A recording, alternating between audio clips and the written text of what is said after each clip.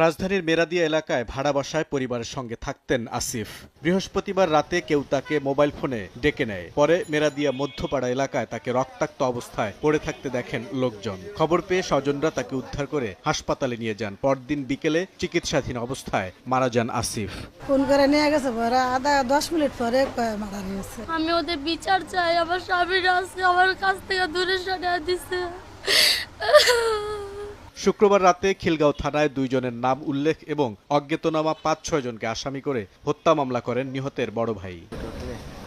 ঢাকা মেডিকেলের মর্গে কথা হয় আসিফের স্বজনদের সঙ্গে। তারা জানান তো আসিফ খেতেছিলাম চার দোকানে, তখন যখন ঘটনাটা ঘটে তার কিছুক্ষণ পরে আমার কাছে মানে রাস্তার লোকজন আমার কাছে চিৎকার করে ডাকতেছিল যে ভাই স্যার তুমি বাইরে, তোমার ভাই রক্ত অবস্থায় রাস্তায় পড়ে আছে।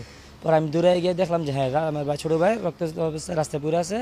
পরে আমি তারা নিয়ে একটা মানে যে অবস্থায় দেখছি মানে আমার মাথাটি আমি মামলা করতে পারি না, কোনো কিছু করতে পারি না, আমি ওই অবস্থায় নিয়ে ঢাকা মেডিকেলে চলে আসি। ঢাকা মেডিকেলে চলে আসার পরে এখানে যে পুলিশ ছিল ওনারা এন্ট্রি করে বলছে যে আগে তোমার ভাই তুমি ট্রিটমেন্ট করাও, যদি রুগী বাচ্চা থাকে মামলা টামলা এগুলো সব পরে হবে, আগে তুমি তোমার ভাই চিকিৎসা করো। আমি আগে চিকিৎসা চালাই করে গেলাম। কালকে বেলা 2:30টার দিকে আমার ভাই মারা যায়। টোটালি এখানে 5 থেকে 6 জন ছিল ওরা তো হলো যারা মাদক ব্যবসায়ী, ওরা মাদক ব্যবসায়ী, ফুল ফ্যামিলিটা মাদক ব্যবসায়ী ওরা মানে ভাই বোন বা যা আছে মানে এমনকি বোন বড় ভাই দুলাভাই টুলাভাই যা আছে ওরা সব মাদক ব্যবসায়ী।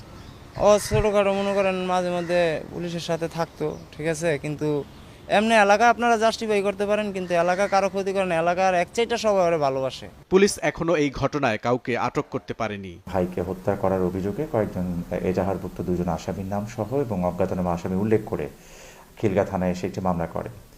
আর এই মামলার প্রেক্ষিতে আমাদের তদন্ত চলছে।